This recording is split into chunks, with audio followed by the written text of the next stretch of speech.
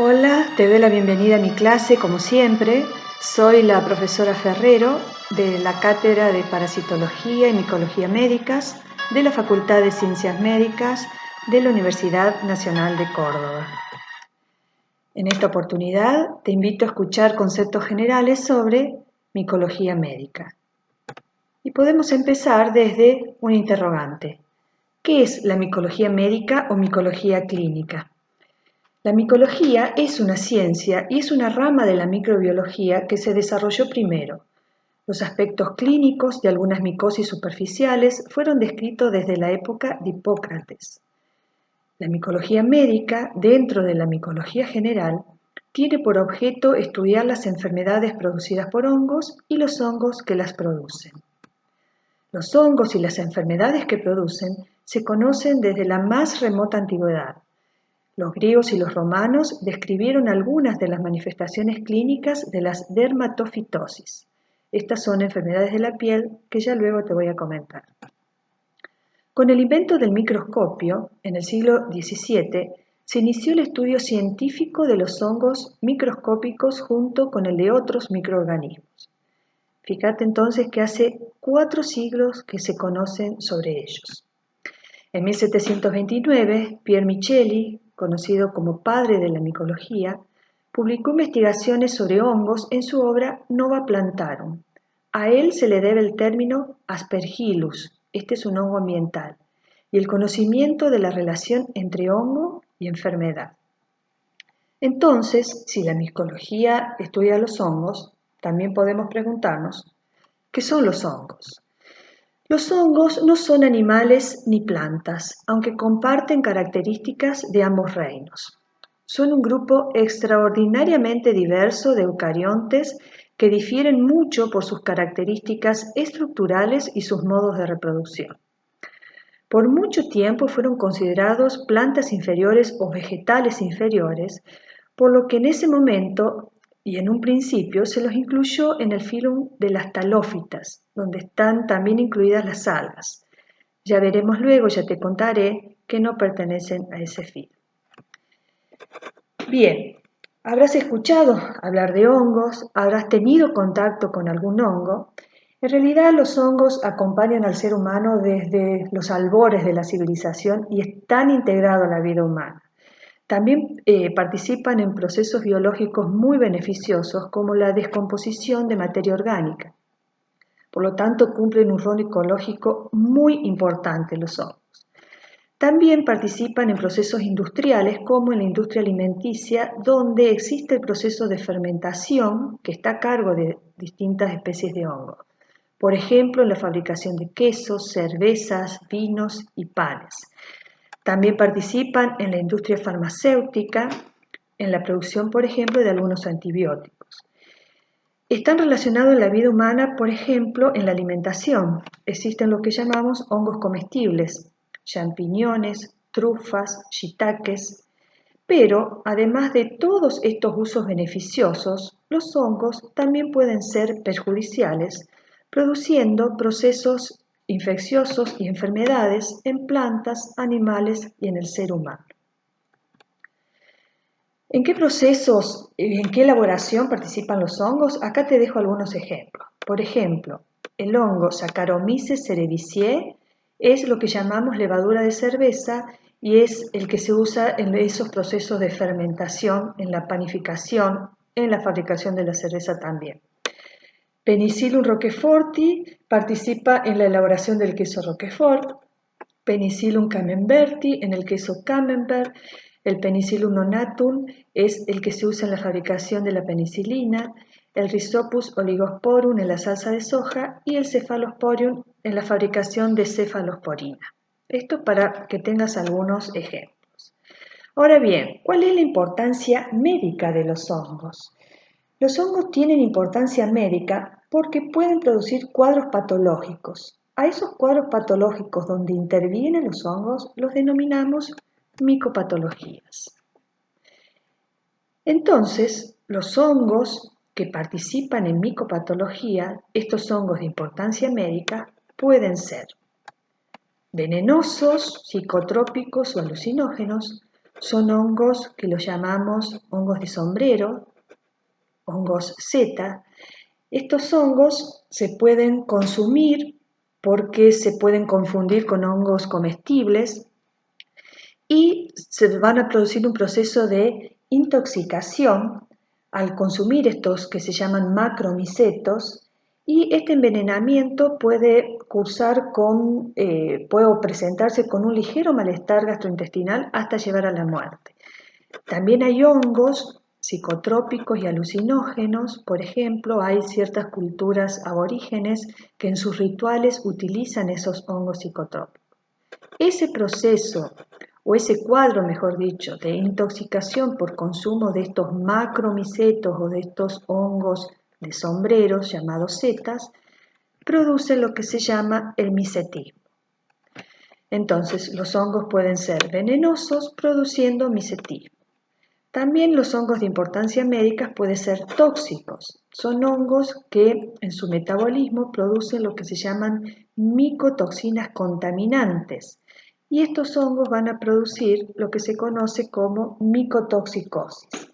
Entonces, la micotoxicosis es la intoxicación por ingestión de alimentos contaminados o por inhalación directa de las esporas de estos hongos, o inclusive por contacto dérmico con estas micotoxinas que producen estos hongos contaminantes. Esto se da porque cuando se almacenan alimentos por mucho tiempo, por ejemplo granos, entonces la humedad en ese almacenamiento produce estas micotoxinas. También son hongos que se desarrollan en la humedad de las paredes, por ejemplo. Entonces, los hongos de importancia médica pueden ser venenosos, tóxicos y también pueden ser alergénicos, es decir, tienen componentes antígenos que desencadenan cuadros alérgicos, lo que conocemos como alergia a hongos, es decir, inducen en el organismo respuesta de hipersensibilidad tipo 1, y estos cuadros de alergia a hongos se manifiestan fundamentalmente a nivel cutáneo y a nivel respiratorio. Y los hongos de importancia médica también pueden ser agentes etiológicos de enfermedades infecciosas, produciendo lo que conocemos como micosis. Entonces, las micopatologías, es decir, procesos patológicos donde intervienen hongos, son micetismo, micotoxicosis, alergia a hongos y micosis. El enfoque general que vamos a dar se refiere a los hongos como productores de micosis. ¿Cómo se clasifican los hongos productores de micosis? Tenemos dos grupos, los eumicetes y los esquizomicetes o actinomicetes. El término que se usa, el más usado, es actinomicete. ¿Qué son los eumicetes? Son los hongos verdaderos, y por ser hongos verdaderos pertenecen al reino fungi o fungi, mientras que los esquizomicetes son bacterias. ¿Qué características generales tienen los eumicetes? Como ya dijimos en la introducción, están constituidos por células eucariotas, son de nutrición heterótrofa. Esto los diferencian de los vegetales, o sea, ahí ya encontramos una diferencia. Cuando se los incluía como vegetales inferiores, los vegetales son autótrofos, estos son heterótrofos y no producen clorofila. Tampoco tienen diferenciación tisular y pueden ser unicelulares o pluricelulares. En cambio, los actinomicetes son bacterias filamentosas, por lo tanto, pertenecen al reino Monera. Como verás, ni los eumicetes ni los actinomicetes no son ni animales ni plantas. Pertenecen al reino Fungi, el otro pertenece al reino Monera. Ahora bien, si estas son bacterias, ¿por qué las estamos incluyendo acá en el estudio de hongos, de los hongos productores de micosis? Estas son bacterias muy particulares porque, por ser bacterias, obviamente están constituidas por células procariotas, también son heterótrofas, pero si bien biológicamente son bacterias, se ven y se comportan como hongos. Tienen crecimiento filamentoso, por eso decimos que son bacterias filamentosas, y producen enfermedades crónicas. Estos son los dos grandes grupos de hongos productores de micosis. ¿Cómo se clasifican los hongos verdaderos o los eumicetes? Se clasifican en filum. Tenemos el filum Ascomycota, donde la reproducción es sexual. La célula fértil se llama asco, que contiene las esporas, que son ascosporas. Verás que en hongos vamos a hablar en términos de reproducción sexual y asexual. Acá hay que tener en cuenta que nunca vamos a encontrar células gametales, no son animales, por lo tanto no tienen gametas. La reproducción sexual o asexual tiene que ver con el intercambio de material genético, cuando se cruzan distintos linajes de hongos, ¿sí? El otro filum es Basidiomycota, donde la reproducción también es sexual. Las células fértiles se llama basidio, de la que nacen esporas, basidiosporas. El filum Zygomycota puede ser de reproducción sexual o asexual, cuando la reproducción sexual lo hace por cigospora y la asexual es por angiosporas. El filum Critidiomycota no tiene patógenos para el ser humano y el Deuteromycota, que en realidad el nombre con el que se conoce es Fungi imperfecti, no se conoce la forma sexual del hongo. Entonces, los hongos productores de micosis se pueden ubicar dentro de algunos de estos filos. Bien, ¿cómo es la célula fúngica? La célula fúngica tiene características generales de una célula eucariota y tiene características particulares y exclusivas de la célula fúngica. ¿Qué cosas generales de una célula eucariota tiene? Por ejemplo, el núcleo con su membrana nuclear. Tiene un citoplasma donde están las organelas, por ejemplo mitocondria, y tiene una membrana plasmática. La membrana plasmática es fina, contiene fosfolípidos y glucoproteínas e incorpora ergosterol. Y esto lo diferencia de la célula de ciertos mamíferos, por ejemplo la célula humana, donde en lugar de ergosterol incorpora colesterol. Tiene una importancia también la membrana plasmática porque es el blanco de ciertas drogas antifúngicas que actúan inhibiendo la incorporación de acetato de ergosterol. Y otra característica importante de esta célula fúngica es que contienen por fuera de la membrana plasmática una pared celular. No todas las células eucariotas tienen pared celular, sí la tienen la célula fúngica, la célula de los hongos. Esta pared celular, que recubre toda la célula fúngica, es una pared gruesa que le confiere rigidez y soporte a la célula y está constituida por microfibrillas paralelas a la superficie de la célula. Está constituida en el 80-90% por polisacáridos, fundamentalmente quitina. Fíjate que acá comparte algo con los artrópodos, que ya los vimos, que también tenían un exoesqueleto formado por quitina. Es asombroso. Y esta tiene una capacidad, una función muy particular, la pared celular. Tiene la capacidad de activar al complemento, lo que hace inducir una reacción inflamatoria y también induce una respuesta inmune de tipo celular. Entonces, la respuesta inmune efectiva contra los hongos es la respuesta inmune celular. Y tiene otra característica muy particular la pared celular, que en algunos hongos, algunas levaduras y mohos, ya vamos a ver de qué se trata esto, incorporan en la pared celular ciertos pigmentos oscuros, marrones o negros. Se dice entonces que estos hongos que incorporan pigmentos tienen esta pared celular melaninizada. Y estos hongos con pigmento en su pared se dice que son hongos dematiáceos. Y esto que suena así como complicado es algo con lo que no sé si convivimos, pero que seguramente conocemos. Te habrás fijado, por ejemplo, en paredes con mucha humedad, suele ocurrir en época invernal en la pared del baño o en paredes viejas, que se forma un moho de colores oscuros. Esos colores oscuros que se ven sobre la pared con humedad es el color que tiene y que incorpora la pared celular del hongo.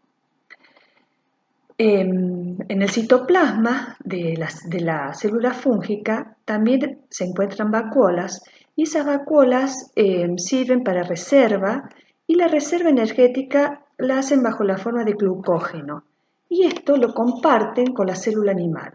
Entonces tienen cosas que comparten con la célula animal, que es la de reservar energía como glucógeno, y tienen diferencias, por ejemplo, incorporar ergosterol en lugar de colesterol. Esa sería entonces la estructura básica de una célula fúngica. Ahora bien, ¿cómo se ven los hongos? ¿Qué estructuras tienen? No son animales ni son plantas. Entonces, ¿cómo son? Es importante aclarar y que nos quede claro en realidad que hay dos tipos de ver los hongos. Una morfología macroscópica y una morfología microscópica. ¿Qué es la morfología macroscópica? Es cómo vemos los hongos en la naturaleza, cómo los vemos a simple vista. Y lo podemos ver como mohos. Los mohos, es con lo que yo te decía, son los que crecen sobre sustratos, y acá incorporamos un concepto fundamental. El crecimiento de los hongos se da sobre sustrato. El sustrato de un hongo es aquello que necesita para crecer, para extenderse. Y en general, el sustrato del hongo es el agua, es decir, la humedad, y el hidrato de carbono. Por eso, sobre una fruta que tiene sus hidratos de carbono y es húmeda, puede crecer, ¿sí? Una fruta cuando la dejamos mucho tiempo, la podemos ver así. Esta es una rodaja de pan, el hidrato de carbono es la harina y también crecen los hongos. Esta morfología, esta forma de crecimiento le llamamos mohos. También es la forma en que lo vemos, como te decía, en una pared con humedad. Otra forma en que lo vemos a simple vista los hongos son los hongos de sombrerito, lo que se llaman seta o macromicetos. Y estos hongos pueden ser comestibles, como el champiñón, o pueden ser venenosos. Este es Amanita muscaria, es un hongo venenoso. Y otra forma de ver los hongos a simple vista o macroscópico son las colonias, que esto es lo que se ve en el laboratorio cuando se hace un cultivo y ahí podemos ver 3 colonias de hongo donde también desarrolla en forma de mohos, pero puedo contar la cantidad de colonias que crecieron en ese medio de cultivo. Eso es como vemos a los hongos a simple vista. Ahora bien, si uno toma una muestra de alguno de estos mohos y lo lleva al microscopio, ahora vamos a ver la forma microscópica de los hongos. ¿Cómo se ven los hongos al microscopio? Y se vería algo así. Si tuviéramos que describir esto, y la verdad es que se parece a una plantita, con su tallo, con sus frutos, frutos sueltos, ramitas.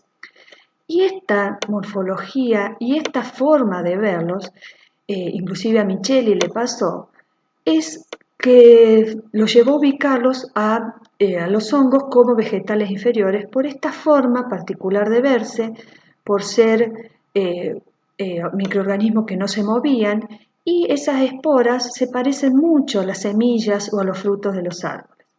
Esta estructura, todo esto que se ve al microscopio, se denomina micelios. En algunos textos podrás ver que en lugar de micelio se le dice talo, ¿sí? Y talo viene de talófitas cuando los hongos eran considerados vegetales inferiores. El término correcto para describir la morfología microscópica de los hongos es el término micelio. Por lo tanto, ¿qué es un micelio? Es la estructura microscópica de los hongos. Y en esa estructura que estamos viendo se pueden distinguir dos tipos de micelio. El micelio vegetativo, que tiene la función de nutrición y sostén del hongo, y el micelio de fructificación, cuya función es la reproducción y la propagación a distancia. El micelio vegetativo puede ser de dos formas. Puede ser pluricelular y filamentoso, formado por hifas, o puede ser unicelular, formado por células ovoides llamadas levaduras. Y el micelio de fructificación es lo que conocemos con el nombre de esporas. Los micelios vegetativos filamentosos, las hifas, pueden ser de dos formas.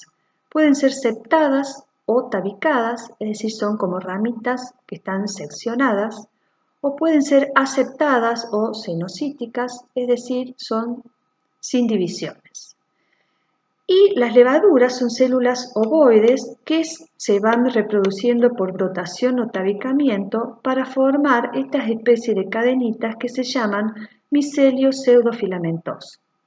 Y en cuanto a las esporas, hay gran variedad de esporas con distintas morfologías y distintos nombres, y eso depende del hongo del que estemos hablando. Entonces, si vemos esto al microscopio, ¿cómo lo describiríamos? Si yo en el microscopio veo esto, describo que es un micelio filamentoso con hifas más el micelio de fructificación, que son las esporas. Esto sería así. Estas son las esporas, todas estas son las hifas. Y esta hifa particular, de donde nacen las esporas, esta es una hifa fértil y recibe el nombre de esporóforo. Entonces, ¿qué es un esporóforo? Es una hifa fértil que da origen o de la que nacen las esporas. Si tuviéramos que dibujar la morfología microscópica de los hongos, podríamos hacer dibujitos como este, donde se distingue el micelio vegetativo filamentoso, las hifas, las ramitas, y el micelio de fructificación, que son las esporas de distinto tipo. En este caso hemos dibujado dos tipos de esporas, basidiosporas, que ya te las voy a contar, y conidias. Entonces, ¿cómo distinguimos los micelios vegetativos? ¿Cómo saber si al mirar al microscopio estoy viendo un micelio filamentoso o un micelio unicelular? Y la verdad es que es muy difícil de confundirlos. El micelio vegetativo filamentoso está formado por hifas, que son ramas, y el micelio vegetativo unicelular son levaduras, células bien ovoides, y la mayoría de las levaduras se le ve el brote. Te había dicho que hay distintos tipos de hifas y acá una acotación. ¿Qué quiere decir hifa? Hifa viene del griego hifae, que quiere decir tejido tela muy fina, es decir, filamento. Por eso el término hifa es un término exclusivo de la micología. No se usa en otra disciplina más que en la micología. Y acá hay microfotografías de cómo se ven las hifas septadas o tabicadas, ¿sí? Ahí se ven los segmentos, y las hifas aceptado-cenocíticas, que son como tubos sin ninguna división. Como vemos, el micelio vegetativo unicelular, cómo se ven las levaduras al microscopio. Acá tenés una microscopía electrónica de barrido donde se puede ver este aspecto 3D de las levaduras bien globulosa, donde se distingue bien el brote de cada levadura y cómo se van amontonando una tras otra, una pegadita a otra, dando esta conformación como de cadenas o de pseudomicelio. Y así se ven al microscopio óptico. Esto que ves acá es algo que seguramente conoces y hasta quizás alguna vez utilizaste en tu cocina, que es la levadura de cerveza, el Saccharomyces cerevisiae. Así se ve al microscopio óptico. Y esta es una levadura patógena que produce una enfermedad de la piel, que el hongo se llama malacesia. Dentro del micelio vegetativo existen ciertos elementos vegetativos de resistencia que son estructuras con inclusiones de reserva bajo la forma de glucógeno o lípidos que aparecen cuando las condiciones ambientales les son adversas. En general aparecen en los medios de cultivo, cuando algunos de los sustratos requeridos por el hongo empiezan a escasear o empiezan a consumirse. Lo que hace el hongo es reservar energía para poder seguir sobreviviendo. Estos elementos vegetativos de resistencia son dos: los clamidosporos, que están presentes en hongos filamentosos, fundamentalmente con hifas tabicadas, y que toman distintas formas, pueden ser dentro de la hifa o externos de la hifa. Allí acumulan reserva energética. O puede haber células durables que están presentes en hongos unicelulares, es decir, en las levaduras, donde aparecen con pared más gruesa porque ahí están reservando su energía. Eso sería en cuanto a los micelios vegetativos. En cuanto a los micelios de fructificación, dijimos que son las esporas, pero no hay una sola espora, un solo tipo de esporas. Hay distintos tipos de esporas. ¿Y cuáles son las esporas que pueden presentar los hongos productores de micosis? Lo que te dejo acá son mis propios dibujos. es muy característico esto de dibujar las esporas y te invito a que hagas el ejercicio.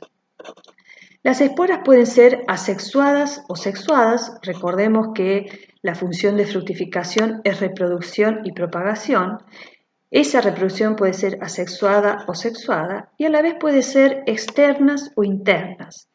Externas quiere decir que nacen directamente a partir de la hifa e internas quiere decir que están contenidas dentro de una célula fértil o de un receptáculo.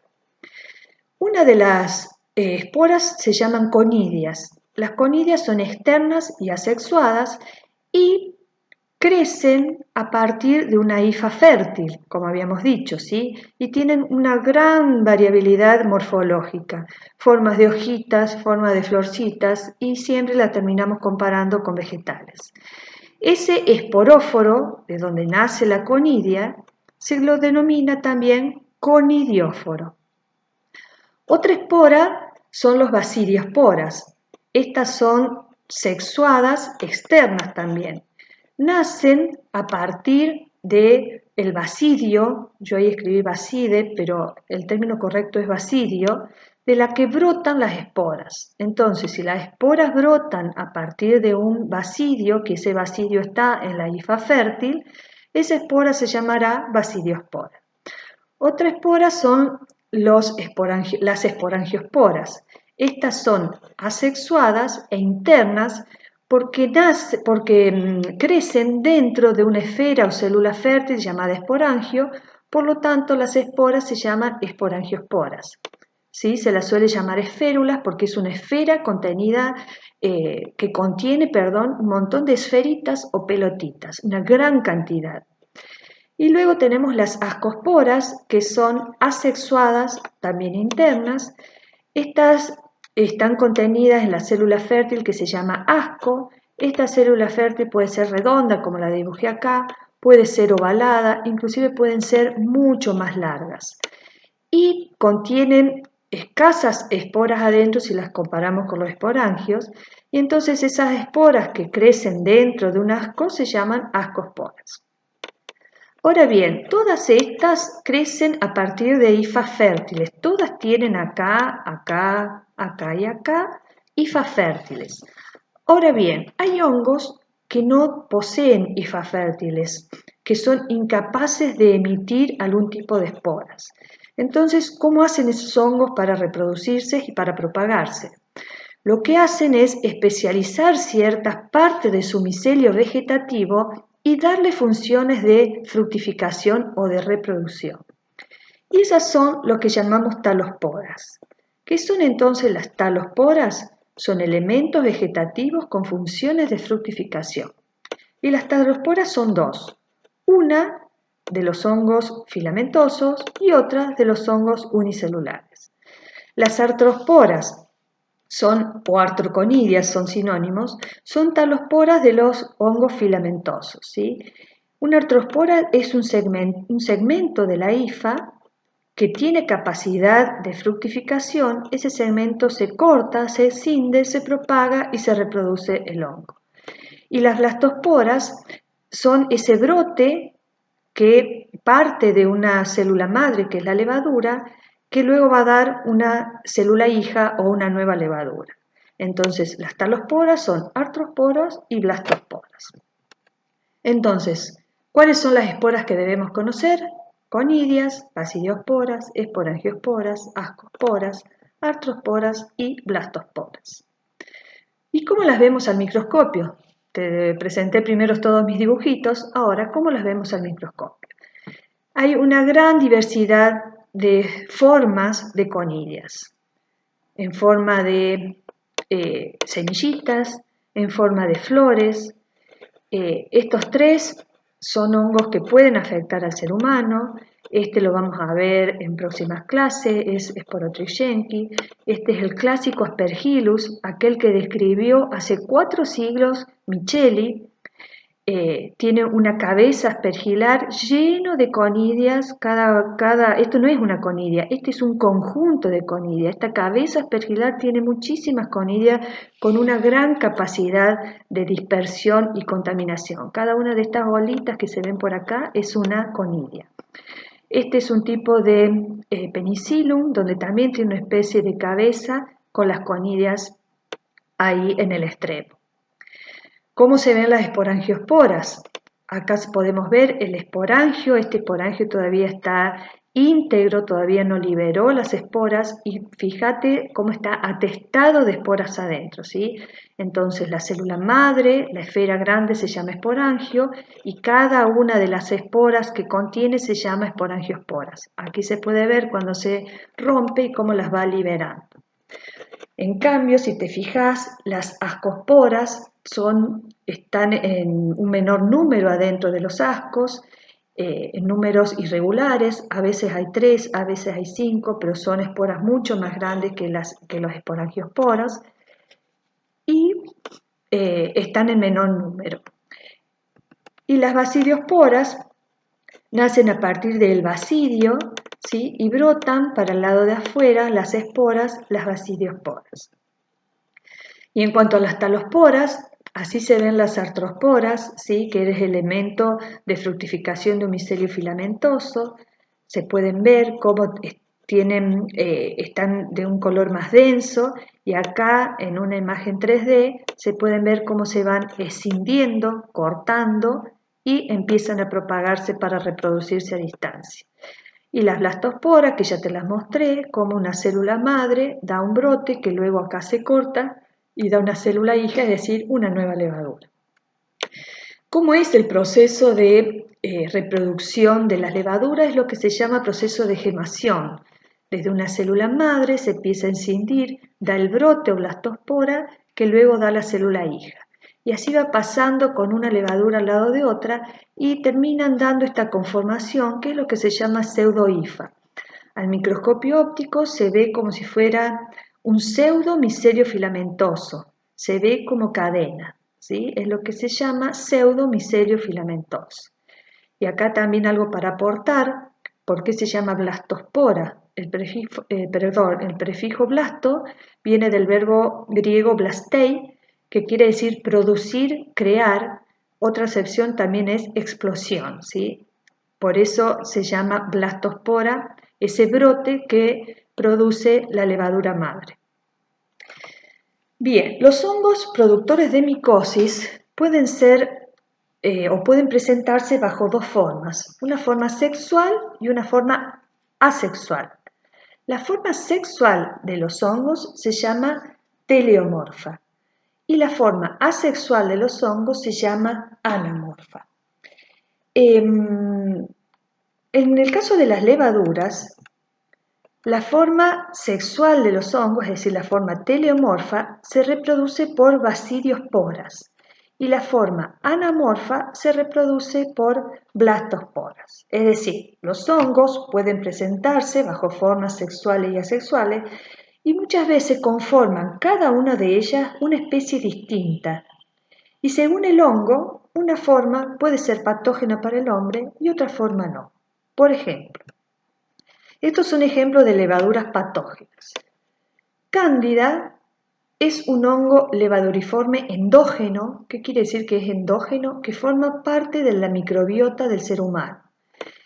De este hongo solo se conoce la forma anamorfa, la forma asexual. Por lo tanto, la única forma de reproducirse que tiene Cándida es por blastosporas, porque solo tiene la forma anamorfa.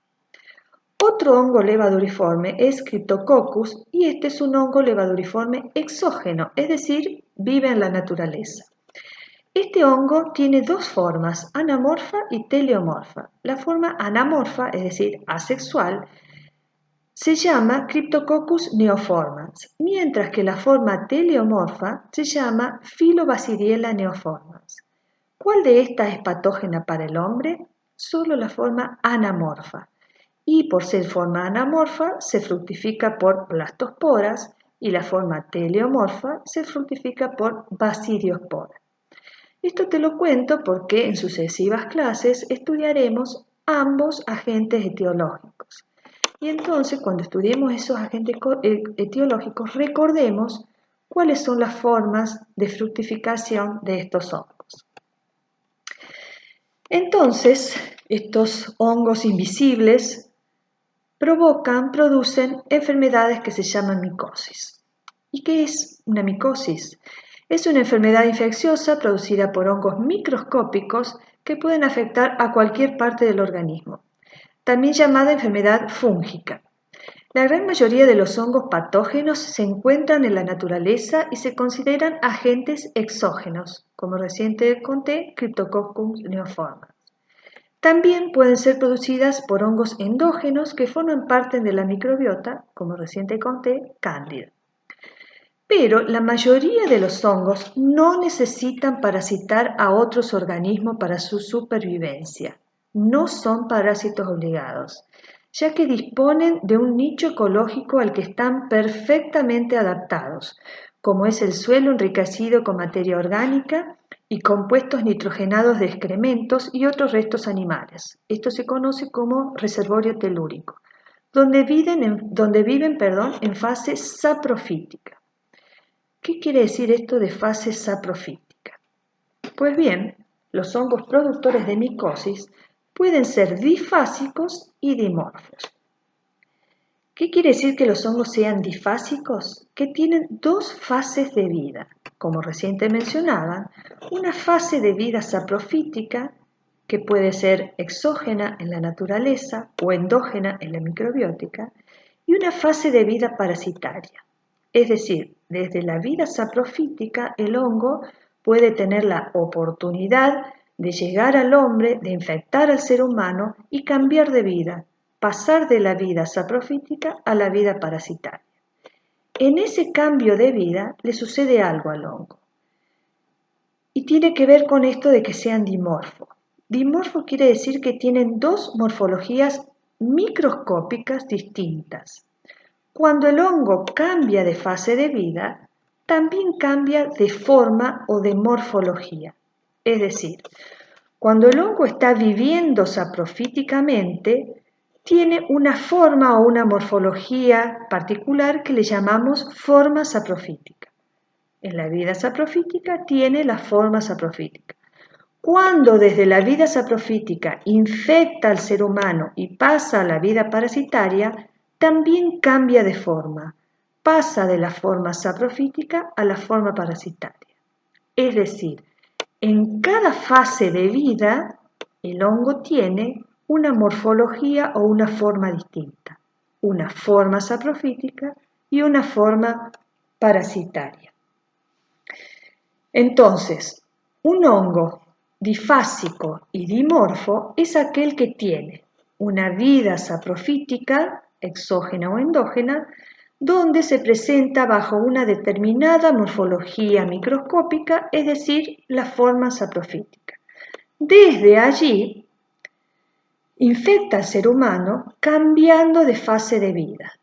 Pasa a la vida parasitaria, donde también cambia de morfología microscópica, pasando a la forma parasitaria. Y acá vale aclarar algo. La expresión hongo dimorfo no se refiere al dimorfismo sexual, sino a la particularidad de tener dos formas microscópicas distintas según su fase de vida, saprofítica o parasitaria. Bien, sabiendo esas características de los hongos productores de micosis, ahora nos preguntamos cómo se clasifican las micosis. Las micosis se clasifican según diferentes criterios clínicos y topográficos, criterios etiológicos y de susceptibilidad. Todas estas categorías que no son completamente específicas y que en ocasiones se solapan. Yo diría más bien siempre se solapan. ¿Cómo clasificamos la micosis? Las podemos clasificar por su origen, en este caso por su localización, y por la susceptibilidad o presencia de factores predisponentes. Por su origen pueden ser endógenas o exógenas, es decir, cuando uno habla por su origen, es decir, el origen del agente etiológico. Endógenas, las que forman parte, los hongos que forman parte de la microbiota, exógenas, los que viven en la naturaleza. Por su localización pueden ser superficiales, subcutáneas y profundas, y por la susceptibilidad se llaman micosis oportunistas. A su vez, las profundas pueden ser sistémicas o viscerales. Y acá cuando decimos que en ocasiones se solapan, esto es porque una micosis, por ejemplo, profunda, es decir, la estoy clasificando por su localización, a su vez es exógena porque el agente que la produce es externo. Y a su vez puede ser oportunista porque se presenta cuando existen ciertos factores predisponentes. Es decir, casi cualquier hongo puede causar una micosis oportunista si la inmunosupresión de los enfermos es importante. Entonces, ahora te voy a dar algunas características generales de las micosis que en clases sucesivas se profundizarán. Las micosis superficiales afectan las capas más superficiales de la epidermis, comprometiendo los tejidos queratinizados como la capa córnea de la piel, el cabello y las uñas, así como las mucosas. La infección se da por contacto directo y no son enfermedades graves, son micosis frecuentes en países cálidos y húmedos y se pueden presentar también en animales domésticos y salvajes. Las subcutáneas afectan las capas profundas de la piel, el tejido celular subcutáneo, el músculo y la fascia. En la infección, el hongo penetra por implantación o inoculación traumática en los tejidos y las lesiones son localizadas habitualmente en forma de úlceras y abscesos que pueden drenar a través de fístulas y estas infecciones se diseminan con poca frecuencia. En cambio, las profundas ocurren cuando los hongos invaden los tejidos y los órganos. La infección se produce por diferentes vías, como la respiratoria, la cutánea por inoculación o hasta por la digestiva. Las micosis profundas pueden ser viscerales cuando la infección se localiza en un órgano, por ejemplo, en el pulmón. Muchas de las micosis profundas son pulmonares, o pueden ser sistémicas cuando hay una diseminación linfohemática de esa infección. Y para terminar, te quiero dejar una reflexión y tiene que ver con la publicación científica en la revista de la Asociación Internacional de Micología, donde participaron en esta publicación investigadores de Argentina, Chile y Brasil.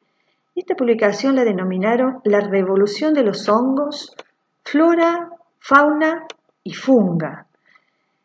Y esto se debe a que ellos proponen que de ahora en adelante se use las 3F para referirse a la biodiversidad que existe en el planeta, representando a los reinos Plantae, Animalia y Fungi. Funga es equivalente a flora y fauna y describe la diversidad de los hongos de un lugar o un país. Es decir, proponen darle a los hongos el lugar que se merece.